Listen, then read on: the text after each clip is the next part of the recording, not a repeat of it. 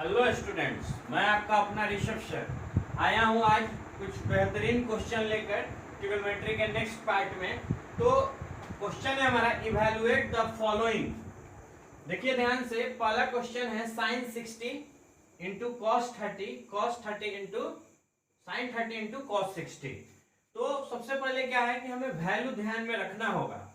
हमने पिछले क्लास में टेबल बनाकर आपको बताया था, सभी फंक्शन के पार्टिकुलर एंगल का वैल्यू आप ध्यान में रखेंगे। साइन 60, तो साइन 60 का वैल्यू कितना होता है?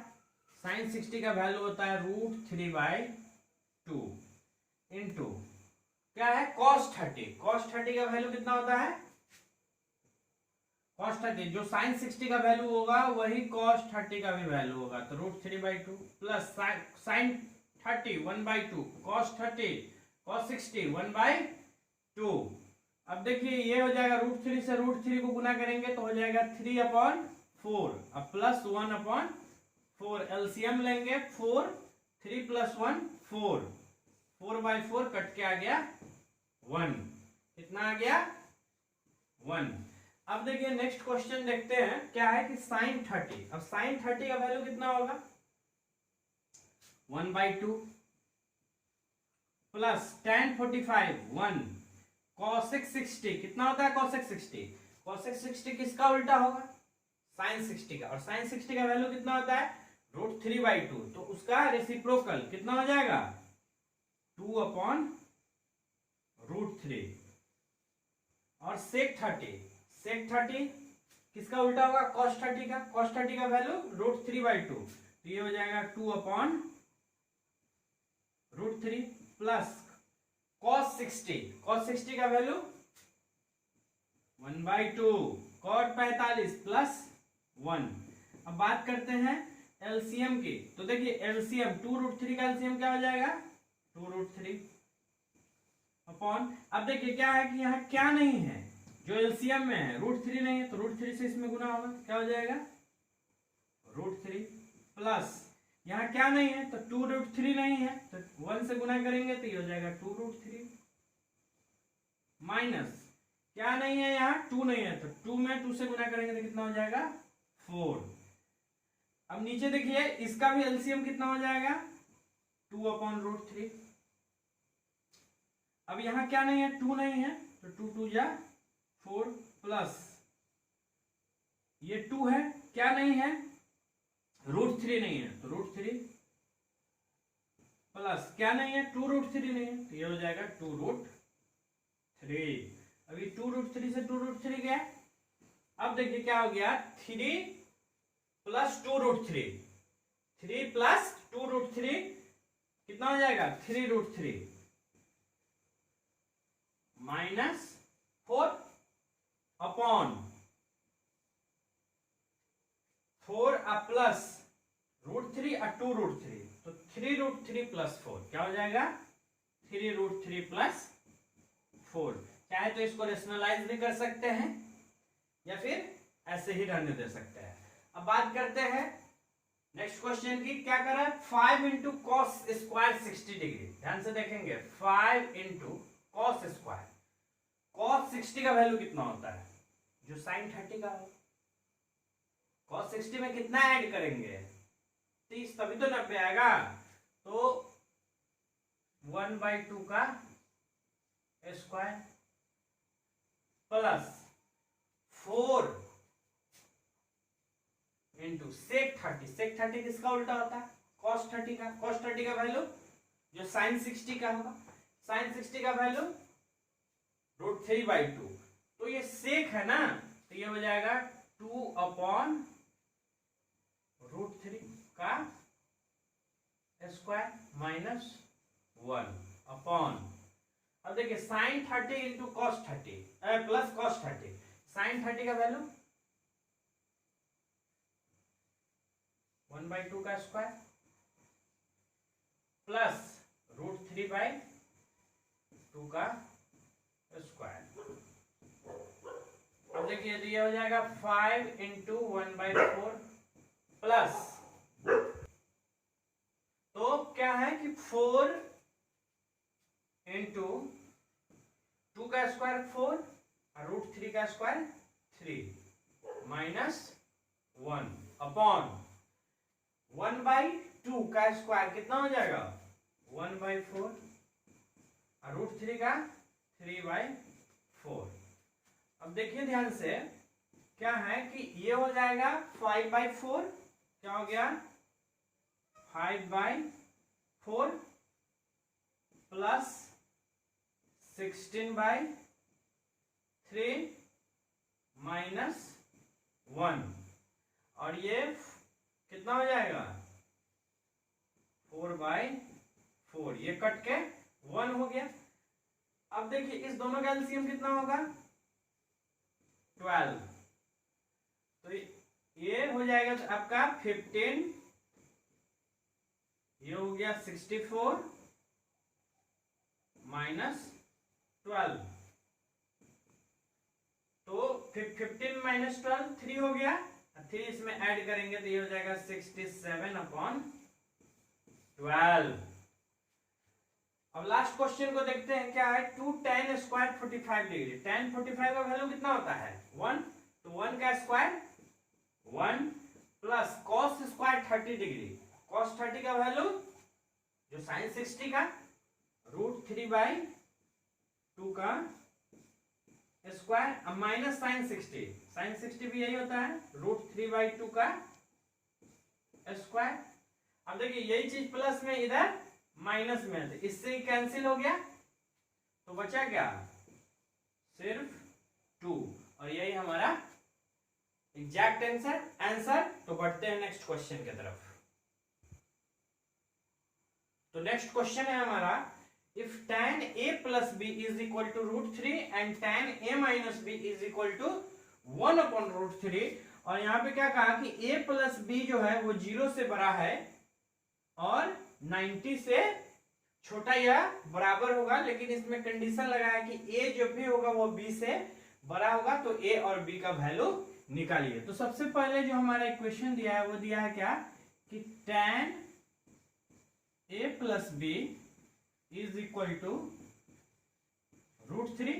अब देखिए क्या है कि tan a प्लस b √3 किसका वैल्यू होता है tan 60 का, किसका tan 60 का, तो tan से tan कट गया, बचा क्या a plus b is equal to 60 degree. इसको हम इक्वेशन 1 मान लेते हैं। अब क्या कर रहा है कि tan a माइनस b फिर दे रहा है tan a minus b is equal to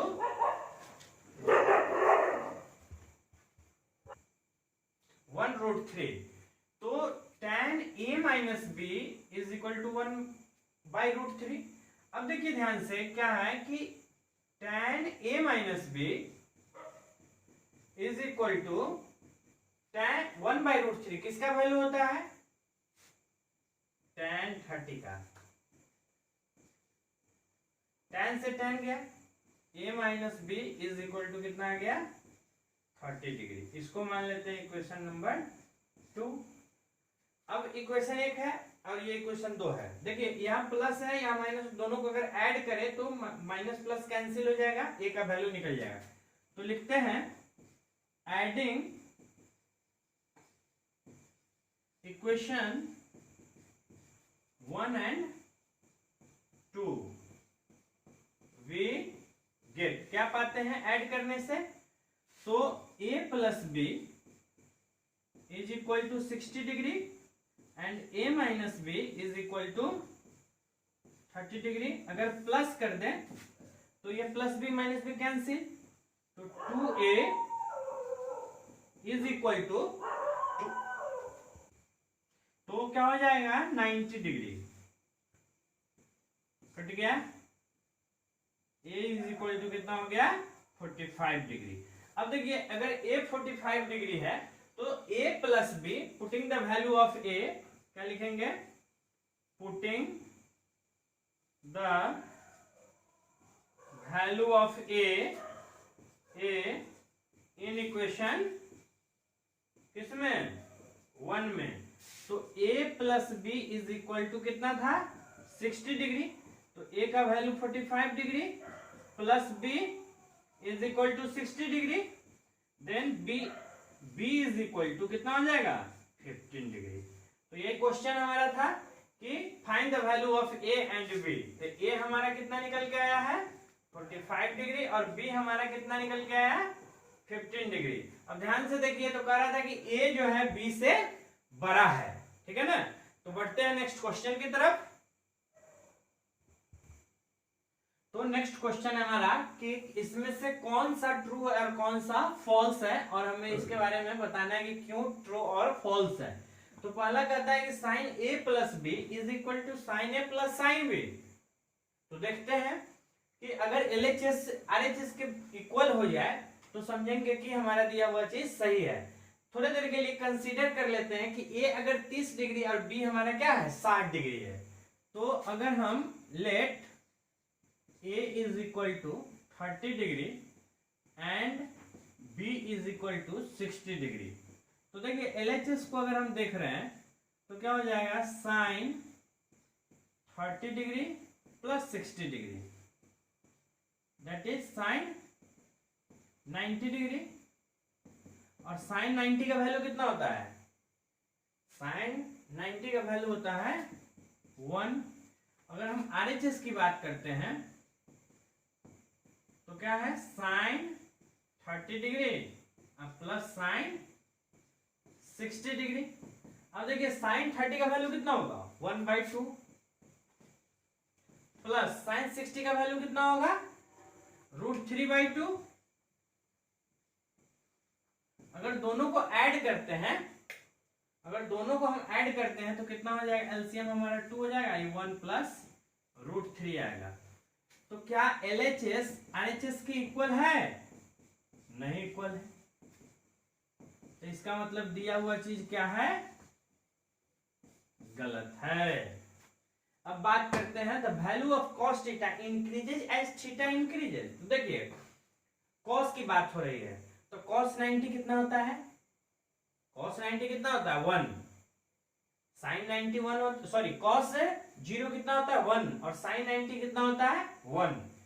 अब देखिए और cos 90 कितना होता है तो 0।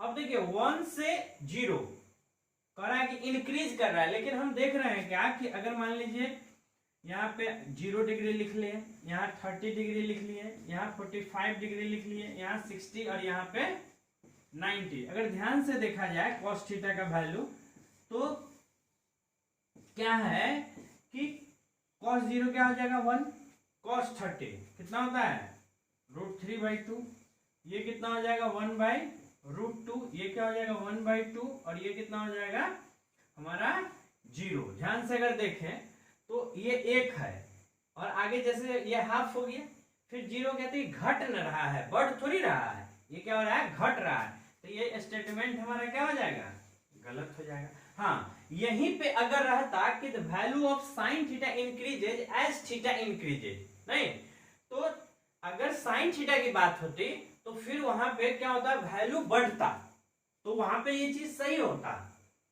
लेकिन cos थीटा की बात है इसलिए ये दिया हुआ स्टेटमेंट क्या है बिल्कुल गलत है। क्यों, क्योंकि sin 0 0 होता है, sin 90 1 होता है, 1/2 होता है, फिर 1/√2 होता है, फिर 1√3/2 होता है, तो फिर वहां पे सही होता है। लेकिन इस क्वेश्चन में ये स्टेटमेंट दिया हुआ क्या है, गलत है। अब देखिए sin theta is equal to cos theta for all value of theta, बिल्कुल भी नहीं। देखिए अगर हम बात करते हैं sin 30 डिग्री की तो cos 30 का वैल्यू बराबर होता है क्या, नहीं।